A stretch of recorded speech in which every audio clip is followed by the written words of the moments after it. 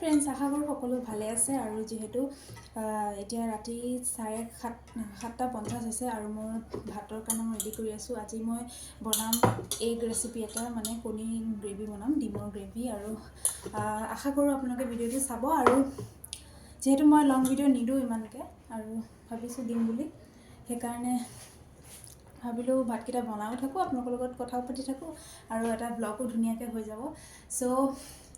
এতিয়া মই বনাবলৈ যাম। ধুনীয়াকৈ আলু ধুনীয়াকৈ ধুই পেলাই প্ৰেছাৰ কুকাৰত দি দিলোঁ, আৰু ইয়াতে দি দিছোঁ 2টা ডিম।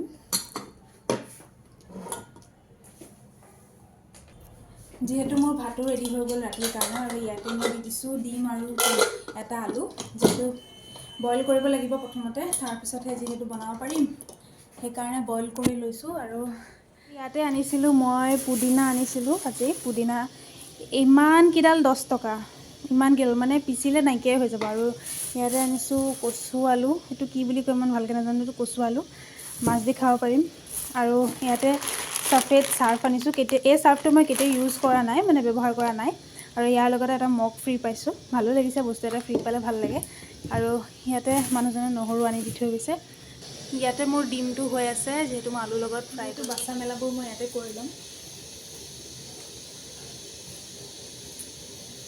আশা কৰোঁ ব্লগবোৰ চাব, আৰু ময়ো ব্লগ দিবলৈ চেষ্টা কৰিম এতিয়া, ফেচবুকতে হওক বা ইনষ্টাগ্ৰামতে হওক। মোক ভিডিঅ' বনাব কেতিয়াবা মন নাযায়, কিছুমান নিগেটিভ কমেণ্ট পাওঁ কেতিয়াবা, কিন্তু একো নাই, বনাম। আৰু যিহেতু এতিয়া ধুনীয়াকৈ কাটি মেলি লওঁ, ধুই পখালি লওঁ, ধুনীয়াকৈ সোনকালে হৈ যাব।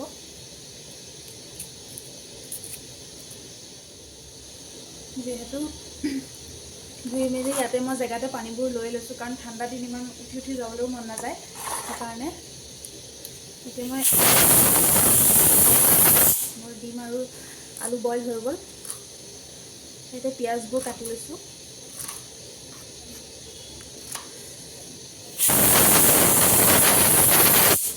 পিঁয়াজৰ চাগে মা দেউতা কোনো নাই, সেইকাৰণে মানে কোনোৱেই নাই চাগে, সেইকাৰণে কাটিলে ইমান মানে পুৰে।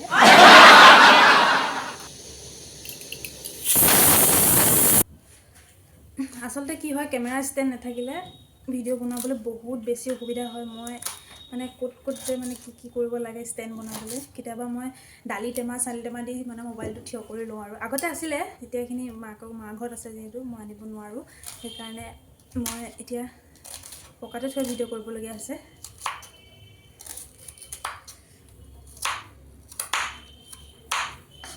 আগতে মই শ্বপিং বৰ্ডত এনেকৈ কাটা বৰ্ডত মই নাকাটিছিলোঁ। এতিয়া মানে যিহেতু দেখিছোঁ এই আঙুলিবোৰ এনেকৈ কাটি যায়, বহুত দুখ পোৱা যায়, সেইকাৰণে মই শ্বপিং বৰ্ড এখন মোৰ মানুহজনে আনি দিছে।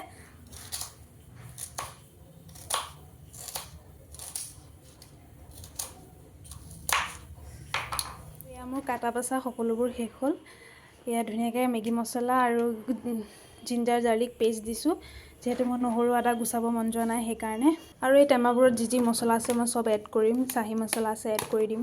আৰু মোৰ ডিমবোৰো বইল হৈ গ'ল, আলুবোৰো যিহেতু প্ৰেছাৰ কুকাৰত দিলে পটককৈ বইল হৈ যায়, সেইবাবে ধুনীয়াকৈ বইল কৰি ল'লোঁ। আৰু এইখিনি ধুনীয়াকৈ এতিয়া গুচাই মেলি লওঁ।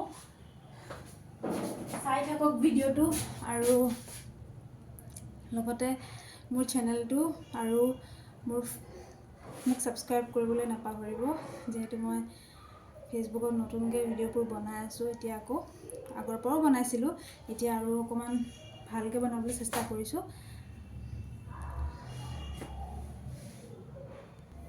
আৰু এয়া মোৰ আলু আৰু ডিম ৰেডি হৈ গ'ল। আৰু ডিমৰ গ্ৰেভি খাই কোনে কোনে ভাল পায় প্লিজ জনাবচোন কমেণ্ট কৰি, মই কিন্তু বিৰাট ভাল পাওঁ। আৰু এতিয়া মই কেৰাহীটো ধুনীয়াকৈ পাতি দিওঁ।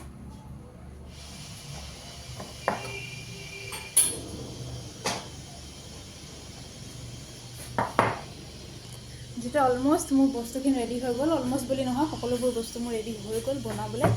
আৰু এই শ্বপিং বৰ্ডখন বাঁহৰ হয়, মোৰ বিৰাট ভাল লাগে। আৰু এতিয়া খালি জাষ্ট বাকী আছে মোৰ ধনিয়া পাতটো চাফা কৰিবলৈ। আৰু পুদিনা যে আনিছোঁ, সেইখিনি কাইলৈ ৰাতিপুৱা ধুনীয়াকৈ দালি ভাত আৰু পুদিনা চাটনি দি পেলাই ধুনীয়াকৈ বনাম। আচলতে পুদিনা চাটনি বনালে তেতেলী থাকিলে আৰু অকণমান ভাল লাগে, কিন্তু মোৰ তেতেলী যিহেতু নাই, সেইকাৰণে মই আদা নহৰু দি পেলাই বনাব লাগিব। এতিয়াও বাৰু হেলিকপ্টাৰ আহিলে কোনে এনেকৈ বাহিৰলৈ চাই, মই বাৰু এতিয়াও চাওঁ। এই ওপৰেদি এখন দুখন গৈ আছে, হয়তো শব্দ শুনা পাইছে।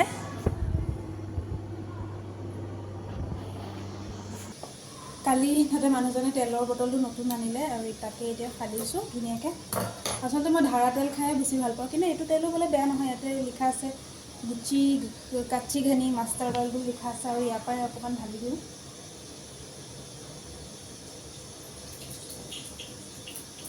আগতে মোৰ মানুহজনে বহুত তেল খাই ভাল পাইছিলে, ইমানো তেল খাই ভাল নাপায়, কিন্তু অকণমান ভাল পাইছিলে। কিন্তু এতিয়া মোকো মানা কৰে যে তেল কমকৈ খাবা। ময়ো সদায় তেল কমকৈ দিওঁ, কিন্তু কেতিয়াবা গ্ৰেভি চেভি বনালে তেলটো অকণ বেছিকৈ খাব মন যায়। দেখিছেই নহয় মোৰ ষ্টেণ্ড নাইকিয়াৰ কাৰণে মোৰ কিমান বেছি প্ৰব্লেম ফেচ কৰিব লাগে। মই ভালকৈ কেমেৰাটো থৈ একো এটা বস্তু দেখুৱাব নোৱাৰোঁ, সেইকাৰণে বেয়া নাপাব। এয়া ধুনীয়াকৈ মই তেল দি দিছোঁ কেৰাহীত। ফ্ৰণ্ট কেমেৰা দিয়ে উল্টাই দিছোঁ, কাৰণ বেক কেমেৰা ডাইৰেক্ট কেমেৰা কৰি থাকিলে মোৰ বেক কেমেৰা নাহে, সেইকাৰণে। ইয়াতে এতিয়া ফাৰ্ষ্ট মই এড কৰি দিম ধুনীয়াকৈ পিঁয়াজখিনি।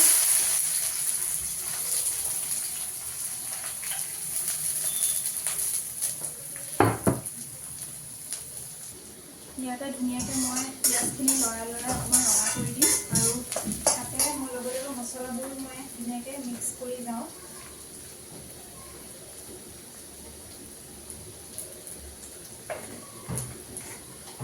যিহেতু মই মছলাও ইমান ভাল নালাগে, সেইকাৰণে মই মছলাও কম ইউজ কৰিছোঁ, কম কৰি দিছোঁ।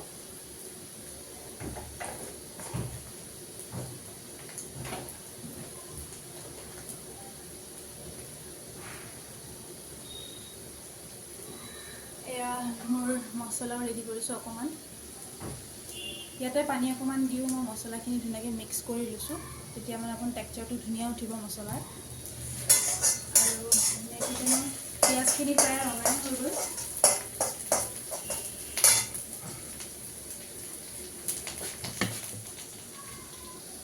এতিয়া মছলাখিনি মই ধুনীয়াকৈ এড কৰি দিম।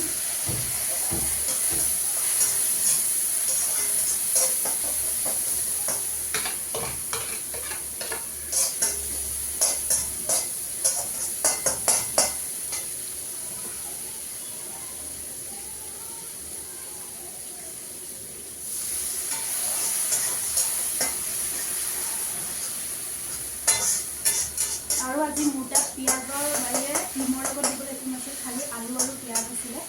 সেইকাৰণে মই যি আছিলে সেইটোৱে দিয়ে বনাই দিলোঁ। আৰু ইয়াতে মই এতিয়া দি দিম অলপ আদা নহৰু পেষ্ট।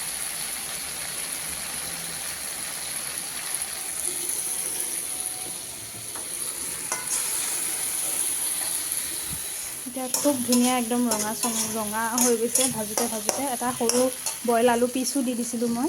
ইয়াতে এতিয়া মই ধুনীয়াকৈ পানী অকণমান এড কৰি দিম, যিমানখিনি পৰিমাণে লাগে। মই এজনী মানুহ যিহেতু মোৰ হৈ যাব আজিৰ কাৰণে।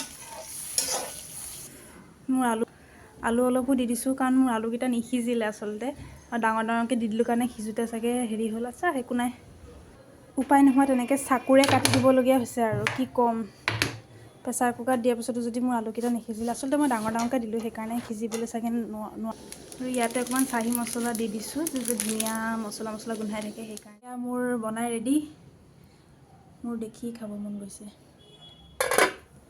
ইয়াতে মই ভাত পানী ৰেডি কৰিলোঁৱে, আৰু ভাবিলোঁ বাচনকেইটা ধুই লওঁ, কাৰণ বাচনকেইটা ধুই মেলি চাফ চিকুণ হৈ একেবাৰে ভাতকেইটা বহিম। আপোনালোকে ভাত খালেনে বাৰু? এতিয়া যিহেতু 9টাই বাজিবলৈ হ'ল। মোৰ ধুনীয়াকৈ বনাই মেলি ৰেডি, এতিয়া খাব লাগে জাষ্ট।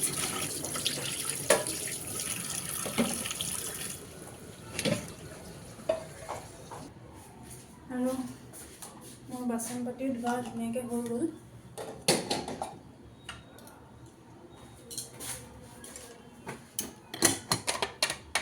এতিয়া বাচনকেইটা ধুনীয়াকৈ সামৰি পেলাই ভাতকেইটা খাই লওঁ, কাৰণ মোৰ বহুত বেছি ভোক লাগিছে। যিহেতু দিনতো মোৰ ভাত নাই, সেইকাৰণে মোৰ ভোকটো অকণ বেছিকৈ লাগিছে। এনেই ইমান ভোক নালাগে বাৰু মোৰ।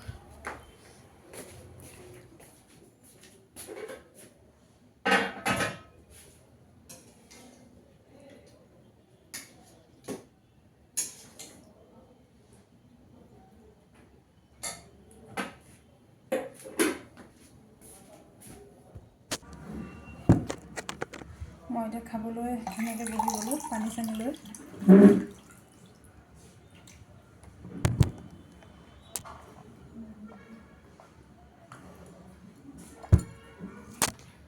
খুব ধুনীয়াকৈ এটা খাই লওঁ।